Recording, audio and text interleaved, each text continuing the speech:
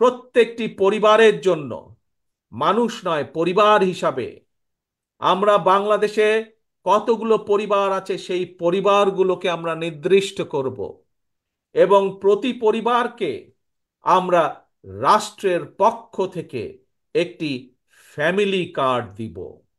কি card? Family card দিব। এখন জিজ্ঞেস করতে পারেন, এই ফ্যামিলি কার্ডটি কি? এই ফ্যামিলি কার্ডটি হবে সেই পরিবারের মায়ের নামে, বা সেই পরিবারের যে গৃহিণী থাকবেন তার নামে এই ফ্যামিলি কার্ডটি হবে।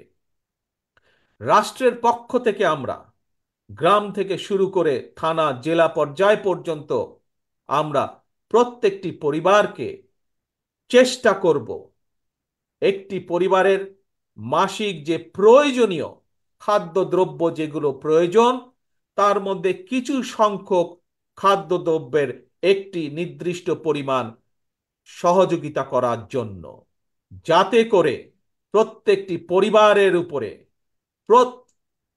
যাতে করে প্রত্যেকটি পরিবার মাস শেষে রাষ্ট্রের এই সহযোগিতা পেলে কিছুটা হলেও তাদের স্বস্তি বোধ হয়, কিছুটা হলেও তারা নিজেদের নিজেদের যে সেভিংস, নিজেদের যে সঞ্চয়, সেটির পরিমাণ বৃদ্ধি করতে সক্ষম হয়। এবং তার ফলে এই সহযোগিতাটা যদি আমরা কয়েক বছর ধরে চালু রাখতে পারি, তাহলে আমি বিশ্বাস করি বাংলাদেশের গ্রামের পরিবারগুলো, গ্রামের মানুষগুলো সচ্ছলতার একটি পর্যায়ে উঠে আসতে সক্ষম হবেন। অর্থাৎ রাষ্ট্র সরাসরিভাবে প্রত্যেকটি পরিবারের পাশে, রাষ্ট্রের সামর্থ্য অনুযায়ী প্রত্যেকটি পরিবারের পাশে দাঁড়ানোর চেষ্টা করবে, তাদেরকে সহযোগিতা করার চেষ্টা করবে, তাদেরকে সাহায্য করার চেষ্টা করবে, যাতে করে তারা স্বাবলম্বী হয়ে উঠতে পারে।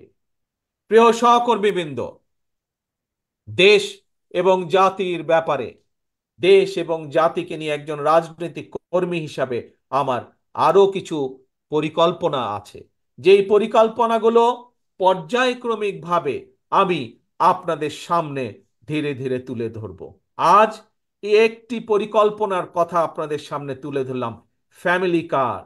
এবং এই কার্ডের, আমি আগেই বলেছি, এই কার্ডটি কার নামে হবে? এই কার্ডটি সেই পরিবারের গৃহিণী, চারজনের একটি পরিবার, রাষ্ট্রের পক্ষ থেকে সহযোগিতা প্রদান করা হবে। এবং এই ফ্যামিলি কার্ডটি হবে সেই পরিবারের মা বা সেই পরিবারের যে গৃহিণী থাকবেন তার নামে, যাতে করে আমরা যাতে করে আমরা বাংলাদেশের অর্ধেক অর্ধেক জনসংখ্যার অর্ধেক হচ্ছে নারী, যাতে করে আমরা নারীদের ক্ষমতায়ন বৃদ্ধি করতে পারি, যাতে করে স্বাবলম্বী করে গড়ে তুলতে পারি আমরা বাংলাদেশের মা বোনকে, সেটিও হবে তার অন্যতম একটি লক্ষ্য এই ফ্যামিলি কার্ডের।